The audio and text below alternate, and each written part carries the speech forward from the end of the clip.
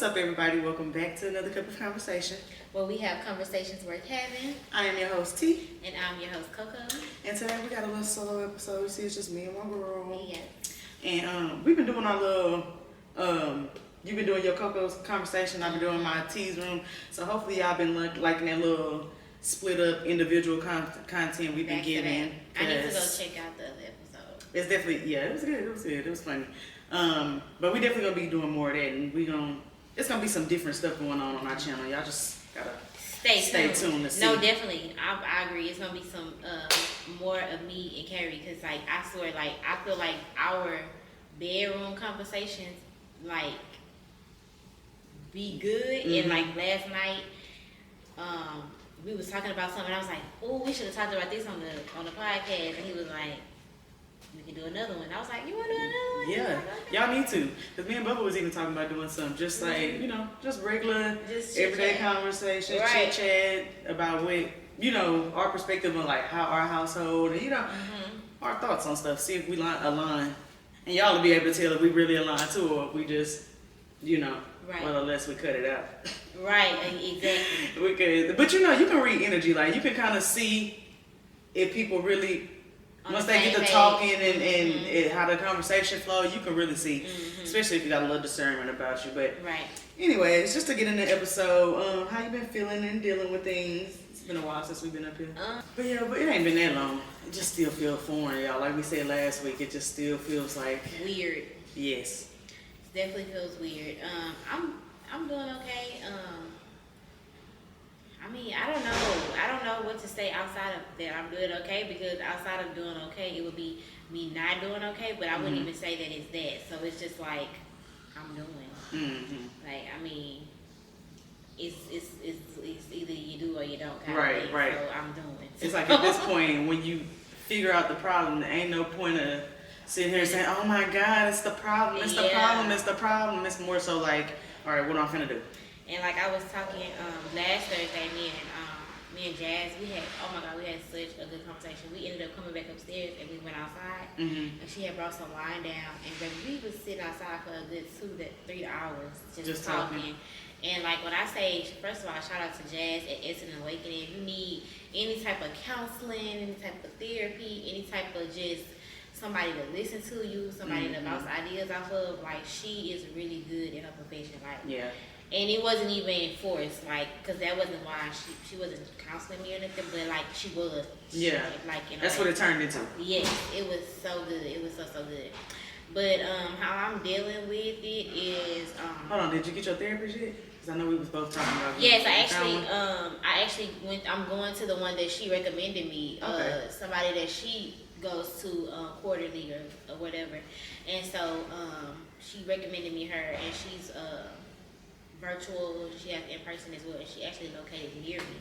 Okay. So then it works out. But I guess how I'm dealing is like literally just doing what I feel like not what's best for me, but like what I really, really want. Like, you know what I'm saying? Like, I think sometimes we don't even realize how much we do things to make sure our decision works for everybody around us too. Yes. And so I think that was, especially with me being like a wife and a mom, I feel like a lot of my decisions, they still ultimately do, but like a lot of the decisions that I was making, I lean more towards how would this look for my family versus how it looks for me. And so now I'm kind of looking like, okay, how will it look for me, and how can my family adapt to it looking for me? Right. How can I structure this around my family? Exactly. And like I said, shout out to Jazz, and she gave me that input. I love that. For me, I've been doing pretty much the same, kind of like, I'm good, but like, it's like, sometimes I'm not, but it ain't no point of dwelling in the times that I'm not, because it's like, just figure out the problem and move forward. Right. But it's also not like, I'm not acknowledging the stuff I'm going through. It ain't like I'm just trying to rush through it and forget my problems. It's more so like, I acknowledged it, I had a moment, You know what I mean? I know what it is. I did my breathing techniques. It was funny the other day. Bubba was just like, he caught me not talking, like in a mood or whatever. And anytime my mind is going faster than when I can get words out, I just can't say nothing. Right. And I came home on my lunch break literally to spend time with him, to talk to him. But I just didn't have nothing to say. He was like, I got off the phone so we could talk. I was like, I ain't got nothing to say. And he was like, are you okay? And then he just started doing some breathing exercises. And he was just like, just breathe. And I was up in there laughing because I'm like, dude, what are you talking about? Just breathe. Right. But actually doing that helped. Yeah, like, it just brought it to a head, and then I just let it go. Like, it just let it go. So I was able to move forward my day after that. And then I realized, like, I don't know, it was a lot going on in my mind, but I guess getting my hair done and feeling a little better made me feel a little better. So, hey, that's one of the ways I'm dealing with it. I'm getting my hair done. I'm putting a little makeup on, trying to look like something. Yeah, so that'll do it. That definitely did it for me. So, I mean, I feel like I'm doing like you, just taking it one day at a time. I'm still looking into my therapy, so maybe I might hit up Jazz about that and see what recommendations she got, because I need to get into some therapy ASAP. I feel like once I do that, that'll be something a little less like noise in my head. I can talk some of that out. Talk it out, yeah. And because truthfully, like last week, whenever it was when we came here, I think that was last week, like we said. But it felt like after talking just a little bit, it wasn't even about our problems per se. Just talking a little bit and talking about stuff that kind of related to us, but it just felt a little more lighter. I feel like the noise was a little more calmer. Even when we had the whole election stuff going on, I feel like it was just a little more calmer when I walked up out here. So I feel like just getting some of that out sometimes. And like I used to say from the beginning, like I always felt like this was a little therapeutic for me, like just to get some of these conversations out. Most definitely. Instead of, sweeping them under the rug like we would usually do in our community. Right. But today we were going to be talking about the sheltered kid, or the sheltered woman, and specifically, and what she turns girl, and what kind of woman she turns into. And for my tea topic, I wanted to start off with talking about Sky Jackson. Okay. All right, so we all know the Disney Channel, Sky Jackson. I don't know if y'all know. I don't even know what show specifically she was on, because that wasn't my era of Disney. Right. But I seen her on there. I know that's where she was from. But she been having a lot of controversy in the social media lately, due to the type of men she is choosing to date and now procreate with, because she is pregnant. So, for my question, I just want to know, like, what do you think? Would you consider yourself like a sheltered? Would you have considered yourself a sheltered girl? Growing up? No. No. To the extent of what I know to be what sheltered looks like, I would say no. Now, did I get to do what a lot of other people did? I didn't. But I wouldn't say that my life was sheltered. I think I had a good balance of both. I'll say that. Okay. And I think a lot of people, like when I talk to people, sometimes people say like they never even talk to them about like a period. They never talk to them about sex. They never talk to them about certain like boys at all. Like it was just not talked about at all. Right. So I would say even though I wasn't outside, like being doing everything everybody else did, my mama still took me, talked to me. Like she talked to me about sex, she talked to me about boys, she talked to me about my period. Like, it was just a conversation. Like it wasn't like we couldn't talk about this. It was Sean, like don't talk about this type of thing. So I guess I kind of got the best of both worlds. But my mama was the parent that, worry about your work, worry about your schoolwork, worry about your books type of thing. Like, did your mama have to, like, I'm not gonna say know the parent, because I feel like all parents have to know the parent for you to go somewhere. But did she feel like she needed to have like a relationship? Like she needed to know the other. I didn't get to go to people's house and really talk about it. And the people that I did get to go by, my mama felt comfortable enough. And what I will say is my mama was big on letting me learn for myself. I'll say that. Like, I didn't know that then, that's what that was, but a lot of it was that, like, for instance, I had one friend, and I think I was in middle school, maybe high school, I can't remember, I think it was middle school, but I wanted to go to her house because she was having this sleepover. You know, everybody, all the girls were going to her house having a sleepover, and mom was like, "No, you're not going." This and that, and like I begged my mom, was like, "Mom, please let me go." Just da-da-da-da. And so I don't know what made. I guess the lesson part of it, but she let me go, and when we got there, the person house was so dirty. They didn't have any running water, so Wait a like the minute. toilets didn't work At the sleepover? at the sleepover. Okay. So we just gonna volunteer our house even though we know it's half running? Exactly. We had it wasn't nowhere really to sleep. Like it was like you sleep on the couch, on the floor, wherever you lay your head in. Like, girl. It just And made then me and then it was like a shotgun house, so it had like old wood floors. So it wasn't like comfortable sleeping on the floor. You like, just get a sleeping bag and be no, cool. it was the worst. Oh my god! And so I had called my mama that night, and I was like, "Mama, can you please come get me like that? I'm ready to go home now." She's like, "Nope, nope. You want to go to a sleepover? This will teach you a lesson about going to people's house, eager to go to people's house." And you know what? I was a lot less eager to go to people's house after that. And I think I never really went to another sleepover. Oh, I did. I went to one of my friends. She was a white girl. Her name was Aaliyah, but I love Aaliyah. I wish I could find her today. But mama let me go to her house, and I had a good time. That was a good experience. The only thing that I didn't like is that, Aaliyah, you had cats, and I ain't like cats. And y'all let y'all kids sleep on y'all bed, and I was like, But her house was clean though. It was clean, but they had cats. They be having kids. Yeah. That's how they go. But I enjoyed that, but I just really just was very like selective about not going to people's house after that. Like I made it my own decision. Like I rarely asked my mom. Right. Like if I did, I'd be like, "Mom, can you drop me off here?" And they just pick me up. They like such time. You know what I'm saying? Because you already know you're gonna be over it. Exactly. Okay.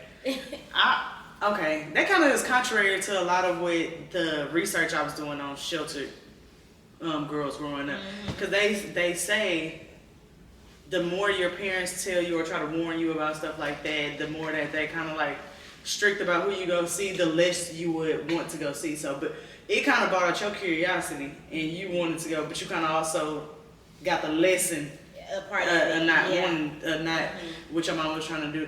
My mama, on the other hand, led me wrong, which was a blessing and a curse, because I at first had like I want to say sheltered as in like my household style was the only household style I knew. Like we wasn't rich, we wasn't poor either though. We didn't have a bunch of roaches running around. We middle class. Like my auntie had that kind of household. My neighbors had, because that's initially who I started hanging out with when my mama said, go outside and make some friends. I'm hanging out with people in my neighborhood. Right. The white girl across the street, one of my homegirls stayed next door, like people around. So they all had the same like middle family kind of life ideas. So I'm like, okay, I guess I'm a social butterfly. I want to go to people's house now. Like let's. But then I did have a couple friends that like stayed across the tracks and.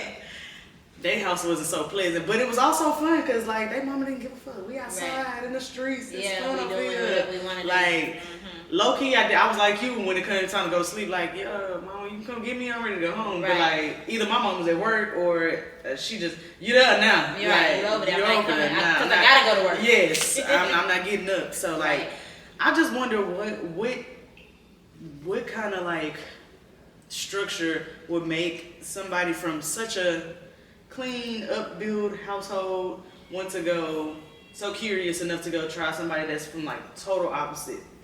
I feel like it's a part of that is like wanting what you never had. Like I almost feel like the grass is greener on the other side. Like I feel like people have a negative. Sometimes when you grow up in a household that is very what we'll call growing up, you think your mama's so judgmental. Oh, you don't like nobody. You judging everybody. Everybody not so perfect like us, or whatever the case may be. I feel like you kind of resent your family, and you make them feel like I'm gonna be the one that's gonna still talk to these type of people. Yes. Or I'm gonna be the one. That's what I mean by able to see different type of households. Cause I'm like, yeah, we doing all right for ourselves, but I'm cool with going to so and so house, even though they ain't got that much to eat over there. Right. Even though I know his mama or her mama finna just make one big ass pot of spaghetti, and we finna.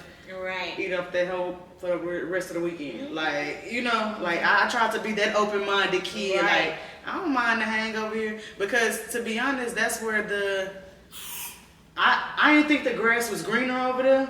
Mhm. Cause I could see, I ain't dumb. I could see with my eyes that y'all ain't got that much over here.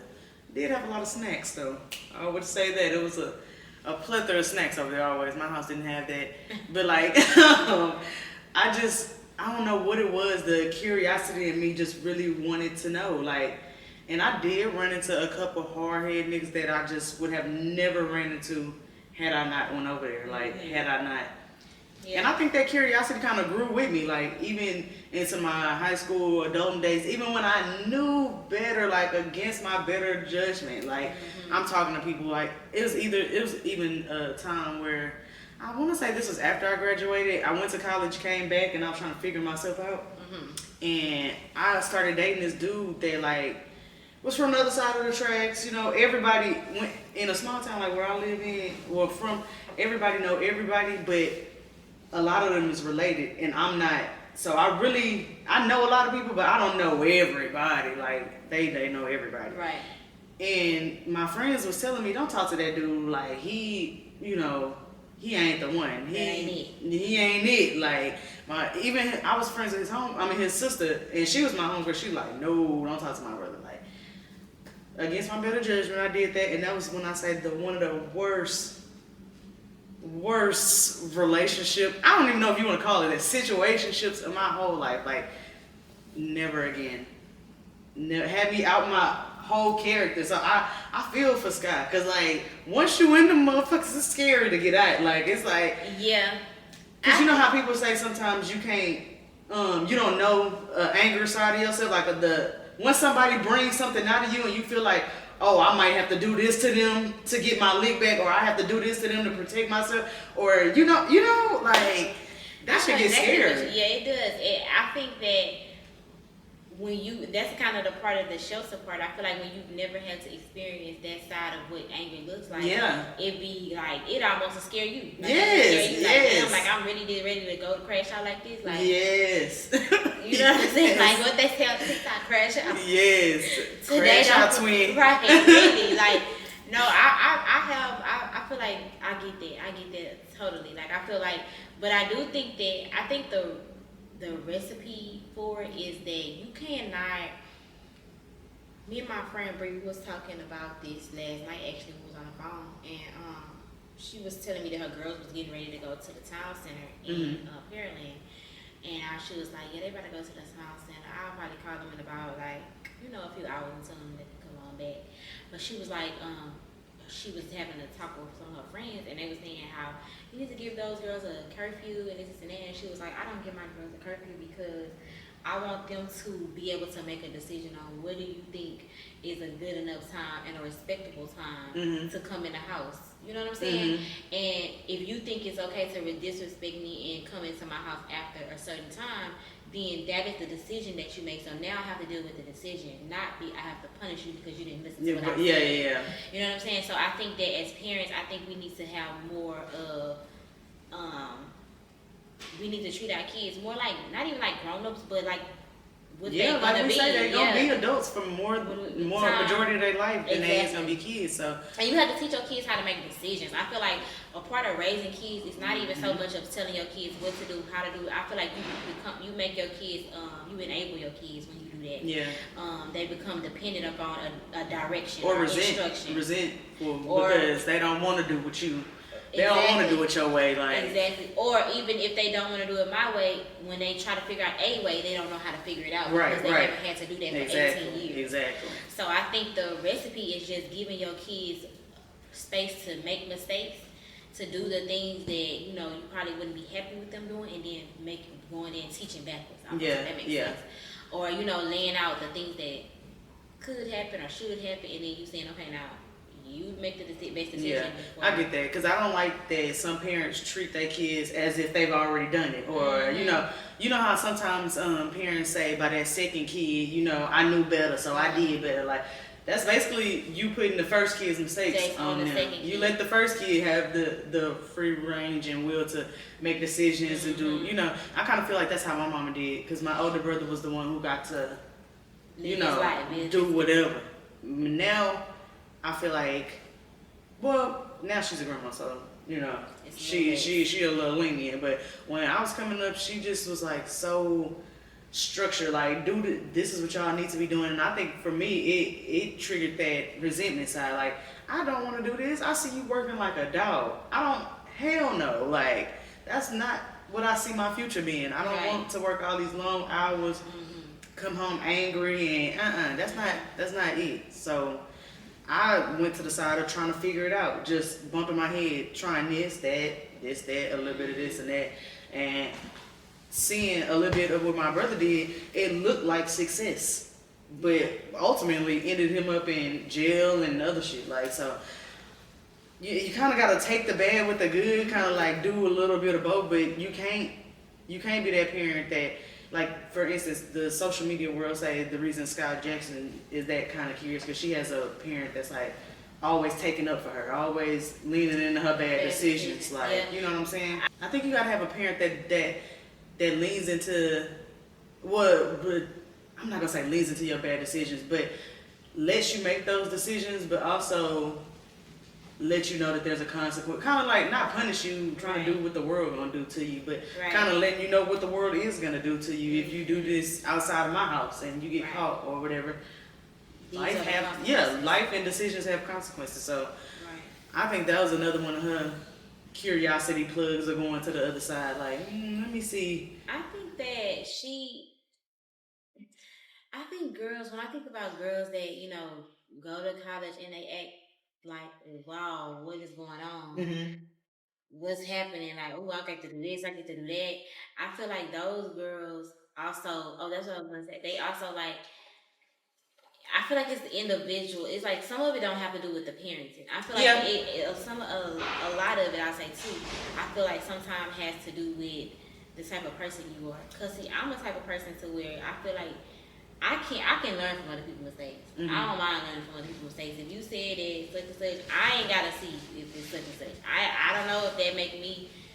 I don't know what it make me, but I just scary, I don't know what it make me, but I just know that I've never had to bump my head by myself. You know, I should be like, let me live my own. Let me get my own experience. If it's a bad one for you, in certain circumstances, if I hear the circumstance and it's like, girl, if you do this X, Y, and Z, and I feel like it was the outcome was because of that was gonna be the outcome, or versus the outcome was like that because of something you did, then I might be like more lenient. So like, well, that was only you because what you did. Yeah, but a lot of times, I could probably pretty much go for what somebody tell me. Like if somebody say this is hot. See, that's what I think. My wanting to bump my head comes from people not saying nothing. You know, that sweep it under the rug family. Like, okay, we know your brother went to jail, but we ain't gonna talk about why he did or what he shouldn't have been doing or, you know, X, Y, and Z. We just know he went to jail and, you know, and when he wasn't in jail, he was, you know, giving us money, providing for the family. It was all good. We're not even acknowledging the bad behavior before with the steps that's leading him to jail.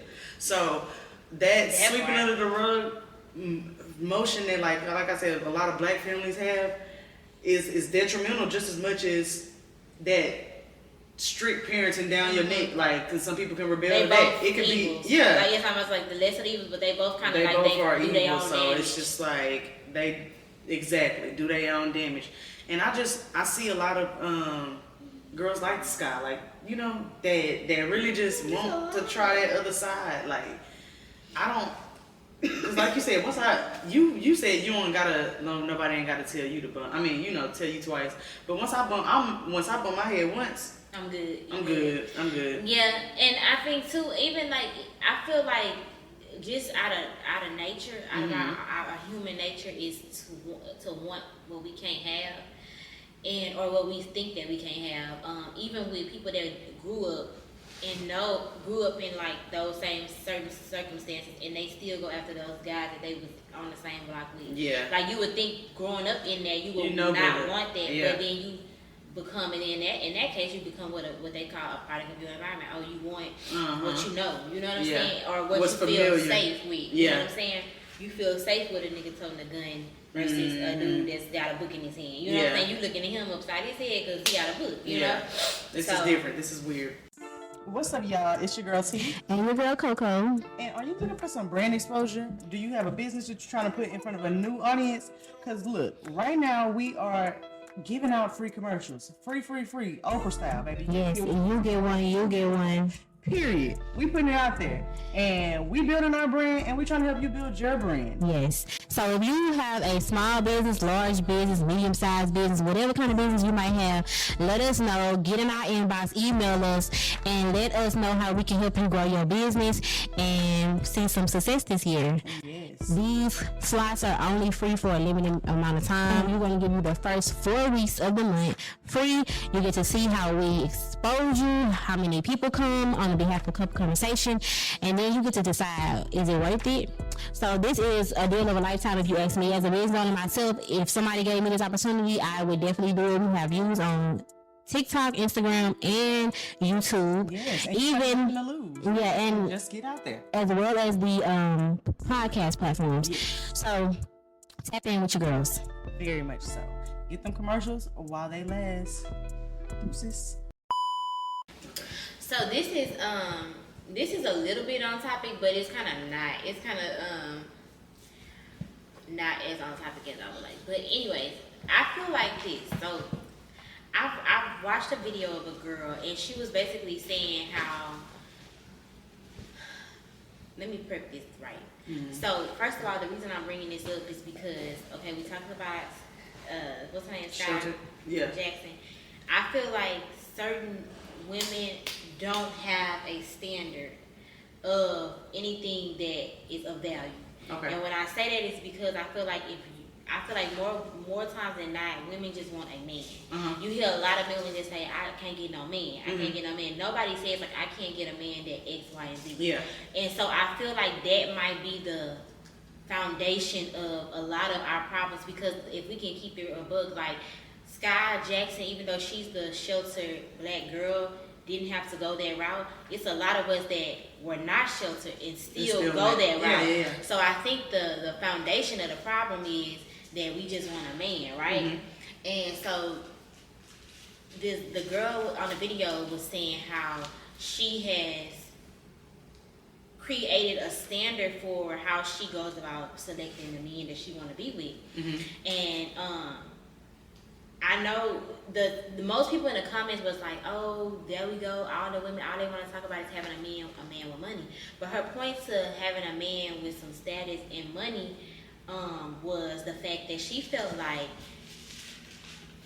men at their lowest point, like where they don't have the most money, yes, they pick who they can get. Yeah. They don't pick who they want. Yeah. And she says she doesn't want to be a man's what you can get. She want to be what you want. Okay. And so she was like, it's not even about him having money or not having money. It's just the attitude of a man that already is established and knows what he wants, and he's able to go get what he wants. And I don't know if you saw the clip on Poor Minds with Drea and DeVal, the guy from Sisters. Do you watch Sisters? Do you know what Sisters is? Yeah, I do know Sisters. But you know the light-skinned guy, Kadeem is his wife. Yeah. Okay, he was on their show. He did a show with Poor Minds. Mm-hmm. And so he was saying that men in their 20s, men in their 30s and up, they play a lot of games with women, mm-hmm, because in their 20s they gave their 20s to somebody and they messed over them. Yeah. And they say the reason in the 20s that a lot of men are if more lover boys than not is because at that time that's all you can be. You don't have the money to be selective. Yeah, to be selective. Yeah. And so when you get the money, and then by the time y'all being selective who y'all want us to be with, now in y'all 30s y'all want to be married, so now you dealing with 30s women want to be married, then 30 men like I'm picking the best out of the crop type of thing. You know what I'm saying? And that's because they're established. Do you think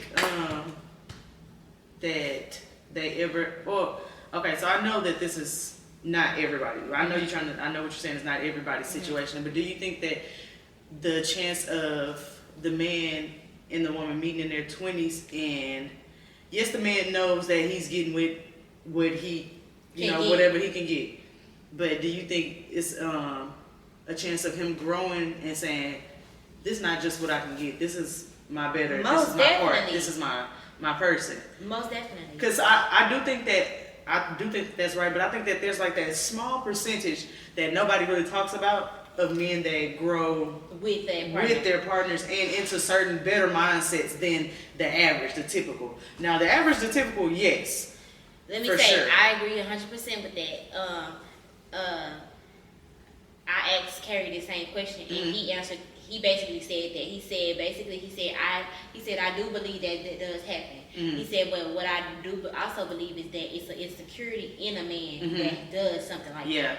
And he said, so it's not about a man or a woman. I mean, it's not about a man with money versus a man without money. It's a man with confidence versus insecurity. Yes, so, that's exactly what it is. Yeah, so because the man that I see, I always think about the people that I can see, the tangible, my man, my brother, the men that I see them growing into today. I don't think they started off. I know for sure Bubba didn't start off with me that way, and I don't think my brother started off with his partner that way. But in time, they've grown to be that man. Definitely. And I talked to Bubba about this because we was gonna do an episode with his friends that are married to see like why he chose to marry so quickly. And I asked Bubba, I was just asking him for the sake of conversation, like when we got together, was marriage even a thought process, or you were just thinking like, I want a girlfriend, like I don't want to be alone, I want a companion. Right. And that's basically, he was like, yeah, I knew about marriage, just not that I didn't never say I never wanted to be married, but that wasn't nothing that I was particularly planning on when I'm picking and choosing. And I can agree to, that's kind of the way I was dating at first. So like you said, it's a lot of women who can't answer those questions about what they like.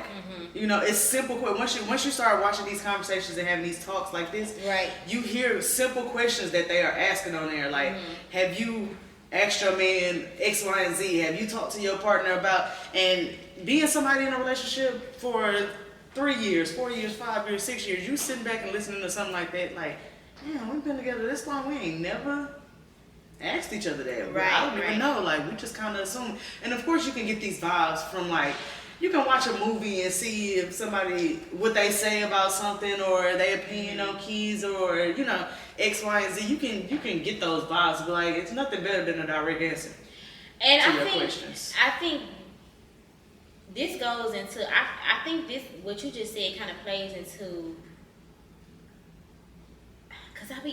Okay, I also asked Carrie this, because we was talking about the whole marriage thing. So I asked him about, I said, is it true that by a certain time if a person is a wife material, if you feel like that's going to be your wife? And he was like, most definitely, like, But I think it's not that. I think that if I was to ask Carrie that same question that you asked Bubba, I don't think he was with me or picked me because like, okay, let me that's find my me a wife. wife. Yeah. I think that I think through dating, something comes over you and says, because I know when I didn't think that Carrie was my husband when I got with him. I really didn't think that relationship with Carrie was gonna last longer than probably a week or two, because I had literally just got out of a long-term relationship. So I thought he was one of my rebounds. Right. And so I really didn't think that was what it was. But I know quickly, like within knowing Carrie for a good maybe 2 months, I kind of was like, I immediately said, this is somebody I can marry. I can see myself marrying. Now, I didn't know like, oh, this gonna be my husband. But I knew that he fit in this mode of what I desired out of a husband. Right, okay. So I think with men, the same thing happens. Like, I feel like they have this thought and their process that hits them after a certain amount of time that's dating. That's what they're talking about when they say, we know who our wife is or who could be our wife. Yeah. They know the mold of it. It might not like, be that exact person, but this is the kind of person. This person fits these boxes. They fit in this category. Exactly. Type thing. Oh, okay. I'm like, okay, she cooked me a meal 2 times in a row. All right, okay, noted. Yeah. Okay, she cleaned up on Saturdays. Noted. Exactly. Okay. You know what I'm saying? So it's almost kind of like, oh yeah. Then they sit back in their head and they think about like what you mean to them, and they're like, oh, I could be with this girl. I could marry her. So I do think that it's something that comes over people. It's not like you just go out and say, oh, I'm looking into. I think at a certain age, at young age, that ain't what you looking for. Yeah. Maybe when you 40, in your 40s, you like, okay, time running down, or you want to be with somebody for real, and you like, okay, marriage. Do you think that looks different for women when they, because for me, it took me to be like, and it took a little while, because I would say that I'm always like, what if? I'm always like, I guess I'm an overthinker. I'm always like, can this go wrong? Like, what if? So I had to get past what ifs for a long time. Like, yeah, he fit these boxes, but like, are we going that strong? Are we really locked in like that? Do I know his temperament during this? Do I know this, that? Do I know this about him? Like, Listen, I just told him, oh my goodness. This episode gonna be so good, y'all. I cannot wait. He heard him drop it. No, like I was so serious. It was an hour and 25 minutes, and like I was so proud of my husband because he said some good stuff. Some of the stuff I was like, he told me after, he was like, I have to speak for like people that's not married though, because like I know what it's like to be single. I was once single, so I was like, okay, whatever. But he was like, basically what he was saying was, we talked about how, I don't even know if I want to say it, but basically, okay, to your point about, I don't even know, the thought about marriage is this. First of all, in the Bible, Paul calls marriage trouble in the flesh. Mm-hmm. That's exactly what it is. Yeah. And you have to and to stop those questions in your mind, you have to say, if Bubba was to never change the way he is right now, would I be okay with it, marrying him? That ain't the question I asked myself. I asked my But question, you if I gotta leave right now, would I be okay with it? Like, if I have to leave and never talk to him again, or if I choose to leave and never talk to him again, would I be okay with that? Like, with that? Well, that's not a good question for marriage, though. Why? Because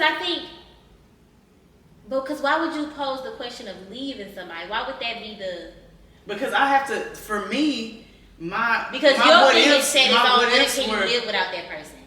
Yeah, that basically. Don't set it on that. Not necessarily. No. Because I don't want to say that because my disconnect, like we talked about with people that have lost parents and stuff like that, my disconnecting is once I forgot you, I forgot. It's forgotten. So it's gone. So that's not necessarily, it's more so like, do I feel like you're valuable enough to just let go? Like, okay, and my what ifs came from, what if you meet somebody better? Or what if you meet somebody that you think this is your one, but what if you meet your one, like everybody, like somebody that checks everybody?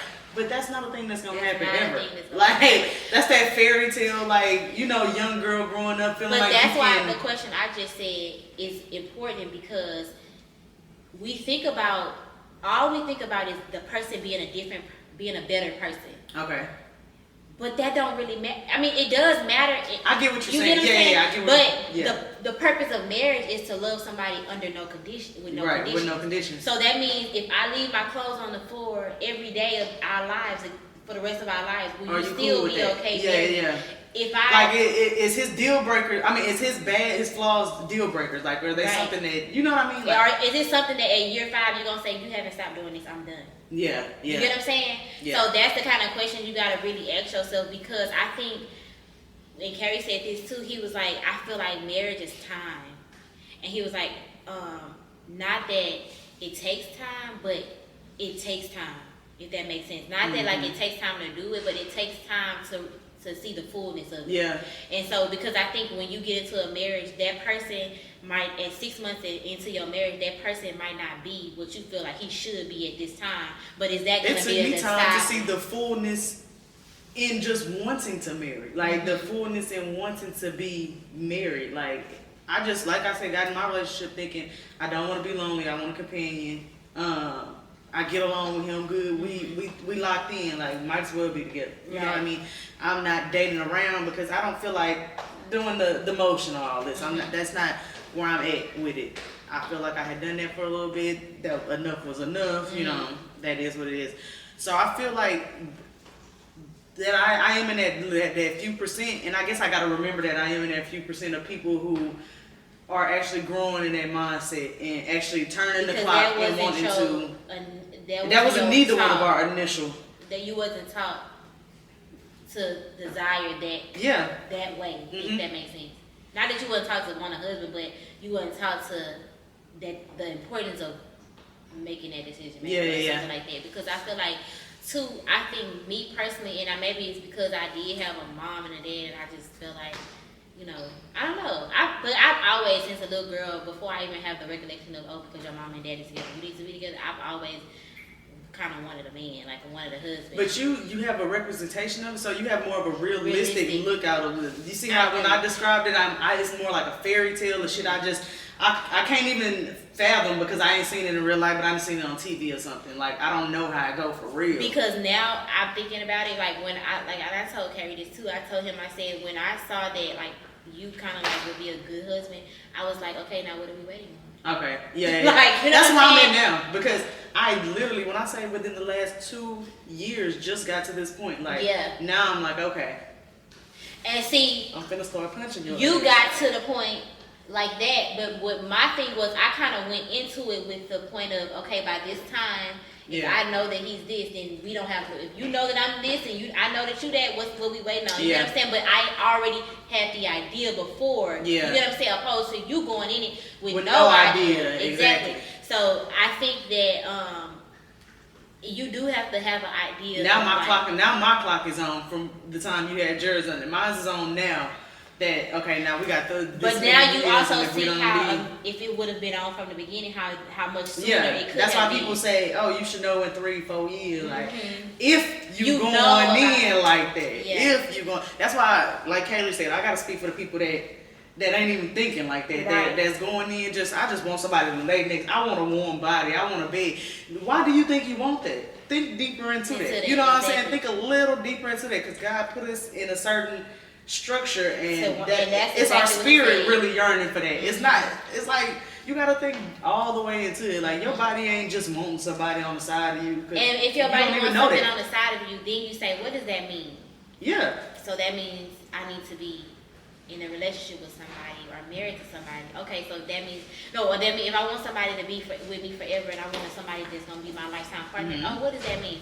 Oh, that's probably like marriage, right? Okay, well then, if I want marriage, then I need to date with that intent. And then when you go into it saying you're dating with the intent to marry, because you want to keep somebody on the side of you. You don't just want anybody on the side. That's another frame of the mind too. The spiritual aspect of it is so lost in today's world. Of course it is, but of course, like I feel like that's what's like I said, it's so much representation missing. Like when you don't see it in your household, and you see everybody else moving through like they all right, you know, like a lot of black people say. And then I heard my pastor said recently was we fall short comparing ourselves to other people.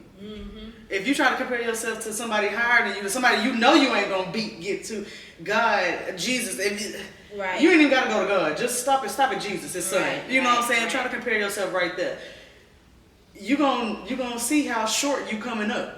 When you try to compare yourself to Pookie and them, of course it look like you're doing better than them. Right. Of course. The people around us are not, necessarily striving to be better, to have that kingdom walk. So like, it's all about, you gotta see what your spirit yearning for. If you don't notice that, that's not just a want. It's something you can't get out your mind. Like you're really fighting and looking for this. Look at things outside of the flesh. Looking at things outside of the flesh, it really will bring a lot of things home for you, because I feel like when we think about flesh, when we think about things and we think about it just in the flesh, it's so temporary. It's almost kind of like meat. Yeah. Like I'm thinking like flesh meat. Okay, like you eat it and it's gone. It's gone, or it left out too long. It's bad. Like you don't even want it no more. So like if you only think about it fleshly, you only thinking about like a tip of the iceberg of a situation. Yeah. You get what I'm saying? Yeah. So you're not really dissecting it in its totality, or really getting the full, and that's why I'm starting to realize. But like you said, it's all about, one, your character, and two, how you come up. Because I can say me and my sister grew up in the same household, and we probably don't have she's a little younger than me. But even my older sister, she probably ain't thinking about, getting into that space of marriage or anything like that. I don't know what her calling is necessarily or anything like that, but it's all about your character. I feel like it's in it with you tapping into your spirit and trying to learn about yourself. And you have to learn things about yourself before you try to put yourself in with other people and be so connected and so tied in with other people. That's another thing I wish like young girls like Sky Jackson would know. Stop trying to just connect yourself with anybody. And stop trying to be a savior. I feel like a lot of the times in relationships like that one Talk about it. us trying to be a savior, trying to think that we can save somebody, and we can make that person better. Just like we said, we don't want to feel like we too uppity to not chill with the people that ain't got, and we feel like we can show them something, and they, you know what I'm saying? Make them experience the life they should experience and bring them over to your world. Yeah. Sometimes you need to find somebody that is self-aware of their own world and how valuable they are in their own world, and then you guys bring y'all value together. Instead of you trying to put your value on somebody else. Yeah. You know what I'm saying? So I think that's where we go wrong. Yeah. Thinking that, I can make him more valuable. I can make him this type of man. Right. He's this, but I can just start him a business. I have all this money. I can do it. You know what I'm saying? And he's not even wanting that at the end of the day. He's not even. But it goes to really, like you said, knowing yourself first. Yes. And that's why I think the period of time that we spend worrying about being in relationships, we need to be relaxing. I'm telling you, and worried about ourselves. If I can rewind my 20s, I would not be, from the time I graduated, I would not be dating. I don't know why I went to college with a boyfriend. I would not be dating I guess you can have a little puppy love in high school, do that, whatever. You got to go to school, so you're going to focus anyway. But in college, you got the option to go to school.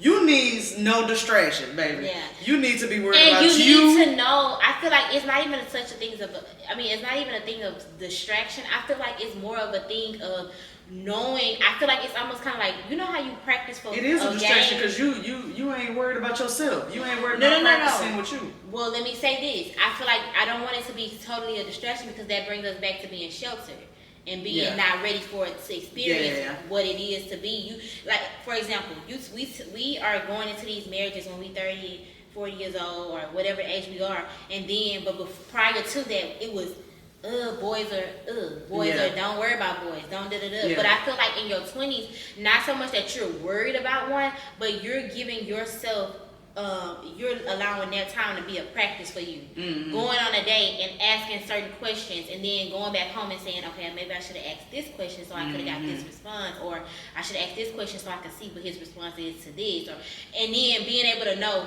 by the time you're 25, you done this from 20 to 25, and now you know how to go on a date and ask the right questions the first time. You're supposed to ask, we have something in education, and I know they do it in certain districts. It's called good first instruction. That means you cover all the bases the first time. The kid is supposed to excel. After you teach it that first time, you did such a good job. You covered every level of the learning process. You covered everything that they should be able to excel. Right. I feel like that's what we have to do in every area of our lives because you sitting at a table at 35 years old, you sitting at a table and asking somebody what's their favorite color. Yeah. Because you hadn't had no experience in it. You ain't been to practice. You get what I'm saying? Exactly. So it's not even that you want to neglect guys totally. It's just finding out how to fit them in your life. Like I tell my niece, find out how to fit him in your life. Don't be available all the time. Yeah. If this weekend you playing something with your girls, go with your girls. Don't stop and just because he said he want to take you somewhere. Oh, okay, well, I'm sorry, I can't. Learn how to tell people, men, not today, not right now. This day is the only day I got. If you want to go out, X, Y, and Z. Definitely do them how they would do you. Exactly. Oh, I can't go. Me and my friend going to play basketball. You can't. A man will tell you that and be for real. He'll tell you like, oh, me and my boys, they deal so differently. Yeah. Men deal so differently when it comes to that. And we will change our plans with our friends and everything. I'm telling you, they prioritize their self, their peace. They, they friendships, and then they throw relationships in there, and it ain't like they throw them by the wayside, but they not at the forefront at all. Exactly, and I and it just brings me back to me and my friend was talking, and she was telling me how she went out. Mind you, she's in her 40s, and her friend group is in her 40s, and so she was telling me about how her and her friends went out, and one of her friends met this new guy, and he came into town. And so he ended up meeting them where they were. And she was like, oh, y'all can go to the next place. I'm going to go with him. And she was like, that's 101. You just met me. You already leaving your friends for you. You would have told him, oh, you can either come with my friends or, oh, all right, well, I'll talk to you tomorrow. That was a good night. I'll see you, you know what I'm saying, on brunch tomorrow or something. I got some free time. Exactly. Even if you had the time, act like you don't got the time. You know what I'm saying? Like, you just so willy free. You know what I'm saying? Like, you leaving all your girls. We came out for a good time, and now he here. Oh, everything gotta change. No, you know, we be willing to drop all off. If you would have met him and his boys, he was like, all right. But about your drink. Y'all coming with us? Yeah. That's the only option. You coming with them to the or next how spot. about all right, because they don't really want you around at the next spot. Too. You know what I'm saying? Because they guys then drop the hint like, all right, bitch, like, you know what I'm saying? That's like, enough. and they doing whatever they friends tell them. That's enough. So I just think that we have to get into a space of how to deal with men. And not that we have to disengage with them, but we have to know how to deal with them. We have to know our own value outside of them. Yes. Heavy on our value outside of them.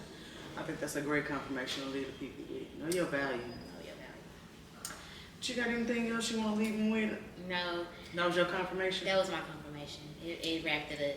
I love that. Hopefully we filled y'all cups up with some knowledge and some information that y'all could use. Tell a friend or tell a friend. Subscribe, like, share, comment, whatever. See y'all next week. Deuces.